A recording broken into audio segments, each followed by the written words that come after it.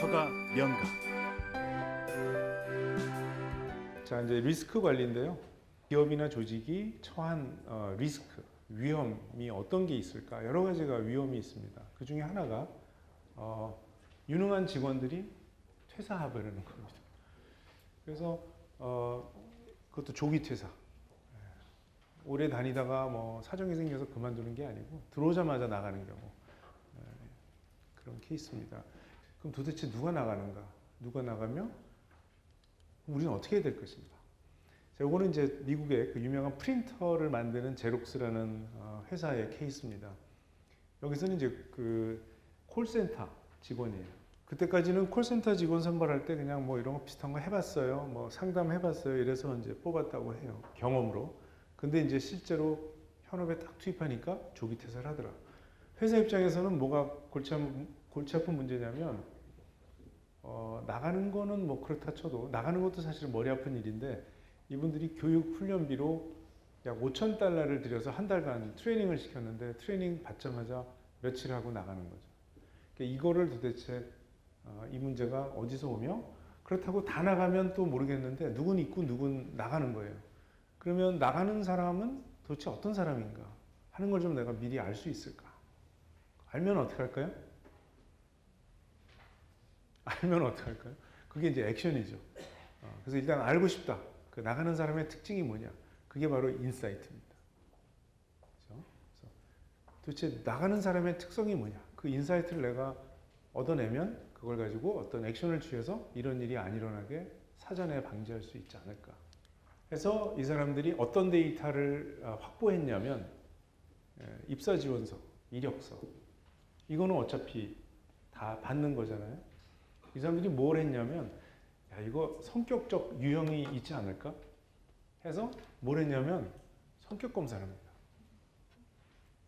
그래서 전에는 안 하다가, 이제부터라도 신입사원을 그러니까 지원자를 대상으로, 그러니까 지원자 중에 선발된 사람, 선발되면 곧바로 적성 검사를 하자.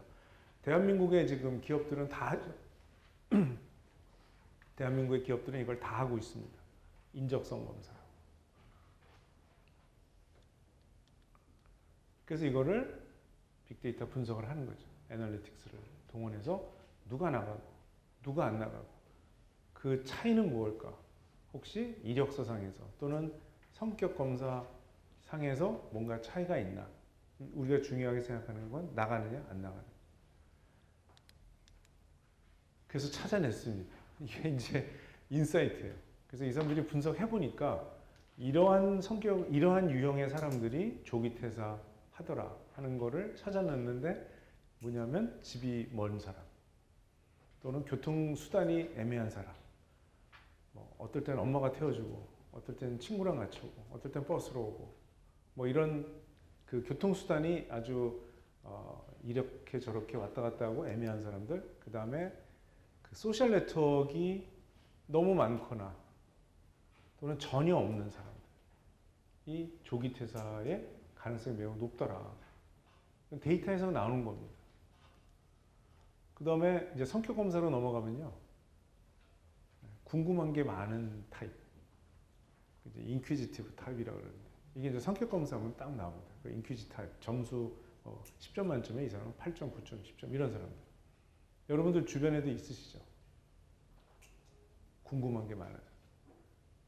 다 알아야 되고, 막, 다 알고, 일단 너무 많이 알아요. 주변 사람들을 다 알고 있고, 근황도 다 알고 있고, 막 그런 사람들. 혹시 그러다가 모르면 막 충격을 받아요. 어떻게 내가 모를 수가 있지? 하고 막 또 물어보는 분들. 그런 분들이 잘 나가더라고요. 이거 왜 이런 사람이 잘 나갈까요? 모르겠어요. 이제, 이거는 왜가 아니에요. 중요한 거예요. 그죠? 인과관계를 찾은 건 아니에요. 우리가 인과관계가 있고요, 상관관계가 있습니다. 상관관계는 그냥 이런 사람들이 많이 나갔다는 거예요. 정말 이게 원인인가? 그건 또 달라요. 저는요, 세차를 하잖아요? 그러면 향후 하루나 이틀 후에 비가 옵니다. 그거예요. 저는 정말 제가 제 데이터를 보면 딱 그게 나와요. 그렇다고 제가 그 인과관계가 있습니까? 상관관계만 있는 거예요. 그럼 제가 비가 안 올 때 제가 세차하면 되나요? 제가 비를 부르는 능력이 있나요? 그건 아니죠. 그냥 그런 상관관계가 많은 거죠. 이것도 마찬가지입니다. 그래서 이게 원인이라고 우리가 얘기할 수도 있고 아닐 수도 있고, 또 한 가지는 이거와 조기 퇴사를 동시에 영향을 주는 숨어있는 잠재적인 어떤 원인이 있을 수도 있어요. 이제 그런 걸 잠재 원인이라고 우리가 얘기하는데요.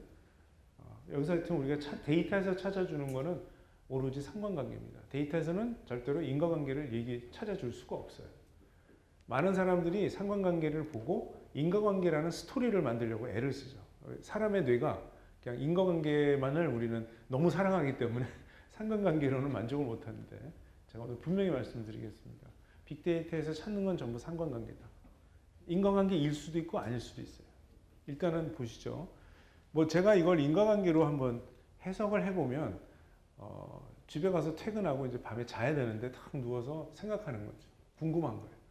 그러니까 3시에 전화한 사람이 왜 나한테 욕을 했을까? 응? 막 궁금해하는 거죠. 그래서 더 힘들지 않을까, 남들보다. 그 다음에 이제 공감을 너무 잘하는 사람도 많이 그만두더라고요. 이것도 재밌는 거죠. 왜냐하면 상담원은 공감을 해줘야 되죠. 그렇죠? 상담원은 너무 남의 일처럼 대하면 안 되잖아요. 좀 맞장구도 쳐주고 그래야지 우리가 기분이 좋아진단 말이에요. 그런데 여기서 핵심은 너무입니다.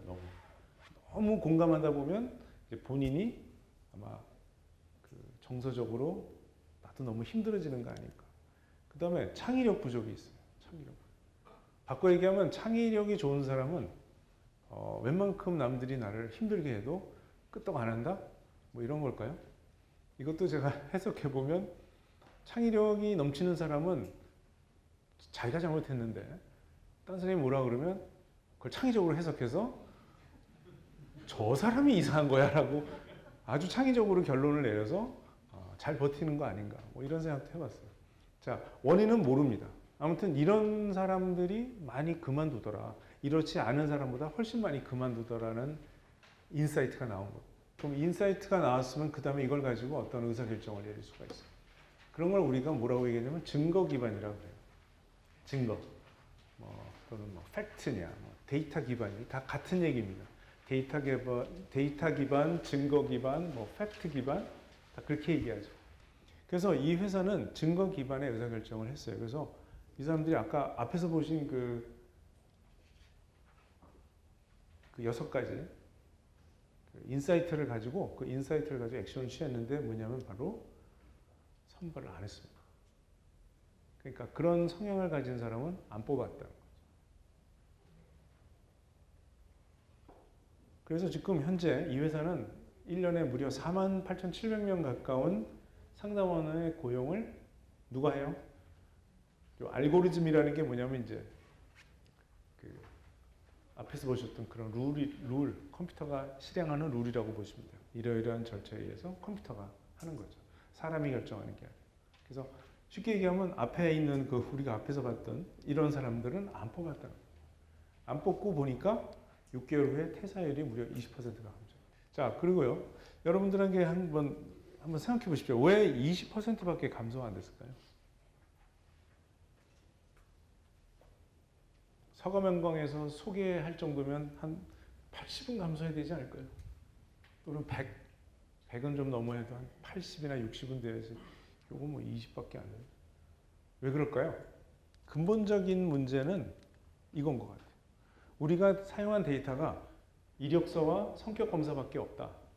자, 그 얘기 무슨 얘기냐면 우리가 조기 퇴사의 이유는 예를 들어서 한 20가지가 된다면 그 중에 여기서 우리가 찾아낼 수 있는 게 몇 개일까? 그러니까 성격 요인도 분명히 있고 집이 멀다 이런 것들도 분명히 있겠지만 친구가 많다, 작다 이런 것도 있겠지만 그 이외의 요인도 많다는 거예요. 뭐가 있을까요? 고향에 계신 어머니가 아프다. 그래서 내가 지금 고향에 가서 어머니 간호를 해야 된다. 회사 그만둬야지. 그런 사례는 이 데이터에는 반영이 되어 있지 않은 거죠. 그렇죠? 그래서 이 데이터를 우리가 확보했다는 얘기는 이 데이터가 주는 정보만 우리가 얻어낼 수가 있는 거예요. 데이터도 그 데이터가 포함하고 있는 이 잠재적인 인사이트 양이 어느 정도인가. 그래서 제가 보기에는 20% 정도면 잘한 거다. 이렇게 저는 판단이. 더 더욱 중요한 거는 결국 20%가 금액적으로 얼마인가.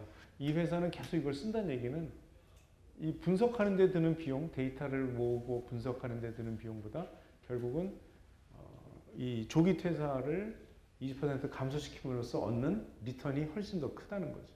그러면 이거는 성공한 프로젝트라고 우리가 볼 수가 있어요. 자, 신용카드 이제 또 사기라는 그런 리스크도 있습니다.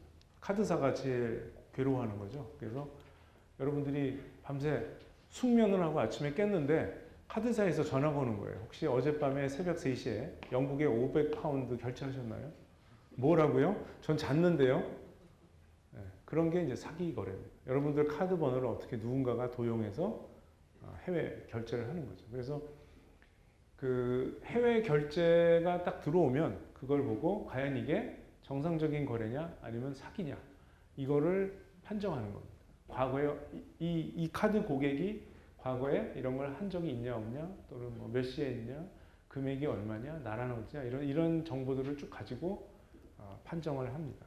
다 이거 데이터 기반이죠. 과거의 데이터를 가지고 한 거예요.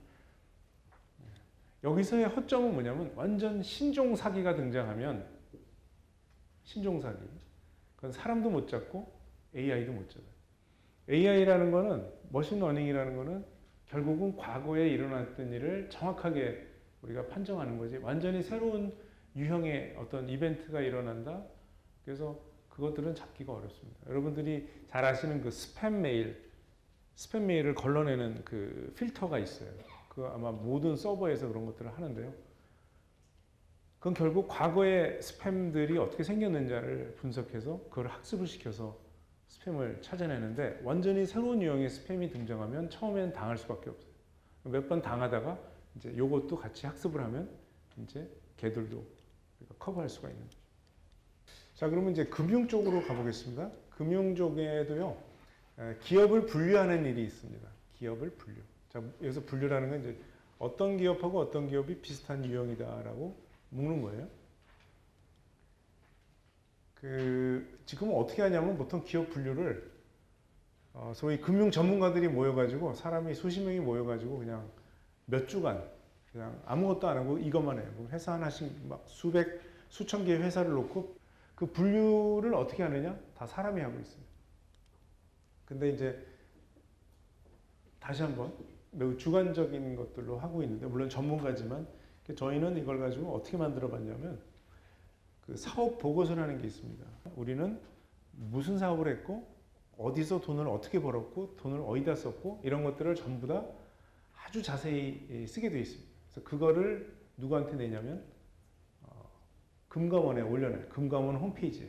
그럼 우리나라의 그 코스피 700여 종과 코스닥 500종의 그 회사의 사업 보고서가 다 올라갑니다. 미국은 이게 미국 거를 우리가 본따서 만든 건데요. 미국도 당연히 올라가요. 그러면 이제 여기 보면 우리는 도대체 지금 어떤 방향으로 우리 회사가 가고 있다. 우리는 어떤 분야를 키울 거다. 뭐 이런 식으로 일종의 이거를 저는 뭐라고 부르냐면 회사의 자소서예요. 자기소개서입니다. 우린 이런 회사예요 라고 주주들에게 설명하는 거고 미래의 주주들에게 저희는 이렇게 좋은 회사고 앞으로 이렇게 해서 돈 많이 벌 거니까 우리 주식을 사주세요. 뭐 이런 거죠. 이게 모든 회사가 다 이런 글이 있어요. 그러니까 이거는 자기소개서이기 때문에 남이 보는 애플이 아닌 애플 스스로 애플을 어떻게 보는가에 대한 가장 잘 정리된 글인 거죠. 그러면 애플만 있느냐? 아니죠. 구글도 있고요. 넷플릭스도 있고 뭐 아마존도 있고 뭐 코카콜라도 있고 우리가 아는 모든 그 대기업들은 다 이런 자기소개서가 있습니다. 그래서 저희는 이걸 가지고 자기소개서에 등장하는 단어들을 가지고 어떤 회사가 비슷한가를 찾겠다는 거예요. 자, 비슷한 회사는 자기소개서에 비슷한 단어가 등장하겠죠. 그 자기소개서를 하는 텍스트 소스를 가지고 우리가 100% 객관적으로 뽑아낸 그런 결과입니다. 이게 이제 저희가 감히 인사이트라고 얘기할 수 있어요. 그럼 이걸 왜 하느냐?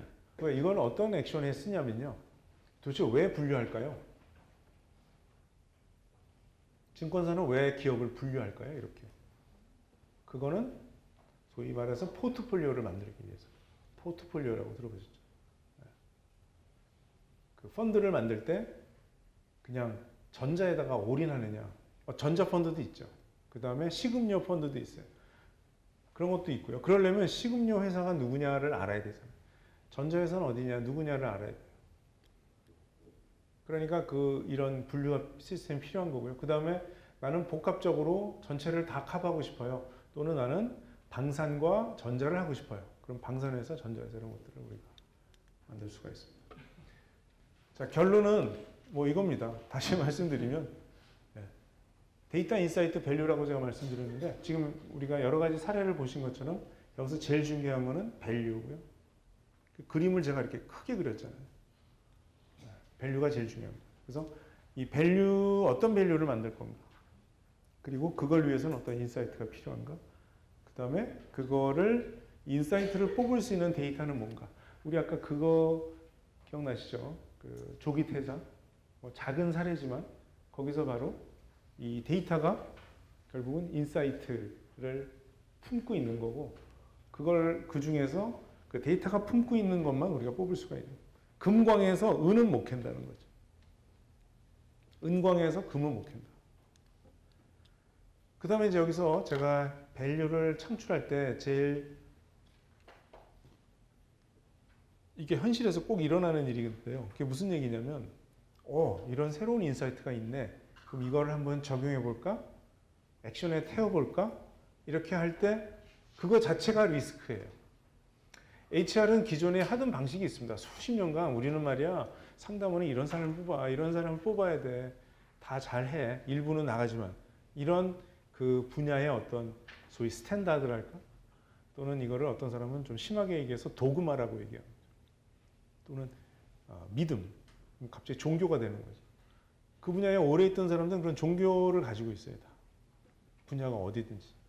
그러면 그 종교적인 어떤 믿음에 배치되거나 안 맞거나 또는 근본이 없게 느껴지는 인사이트들이 나옵니다. 이게 도대체 뭐지? 이게 왜 이런 거지? 뭐? 창의성? 도대체 이 창의성이랑 무슨 상관이야? 난 도저히 이해가 안 돼라고 새로운 인사이트에 대한 거부감을 느낄 수가 있습니다. 근데 재밌는 건 그 거부감이 한 2년 사이에 많이 줄긴 했어요. 알파고 때문에. 왜 그런지 아세요? 알파고가 바둑을 두는 거 보고 기사들이 얘 도대체 뭐 하는 거지? 이랬잖아요. 하다가 진 거 아니에요?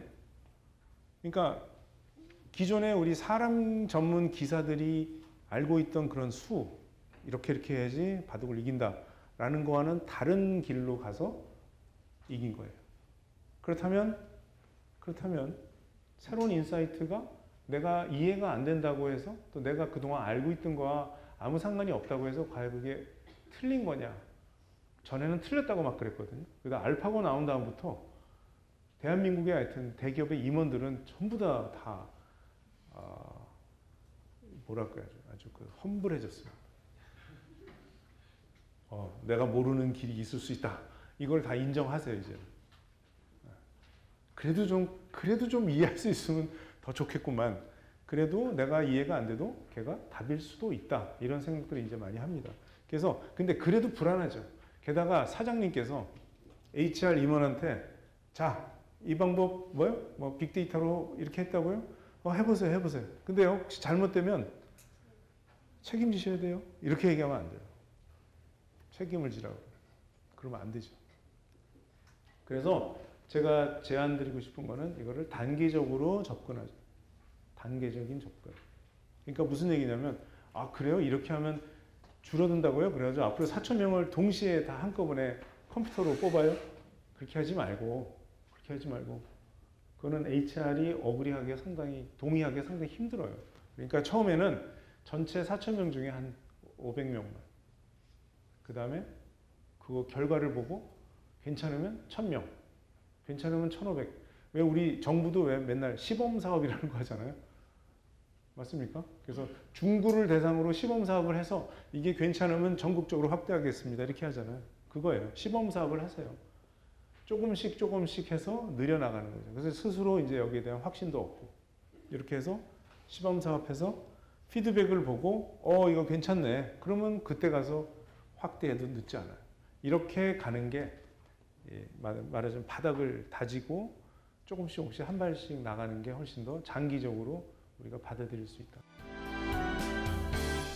서가 명가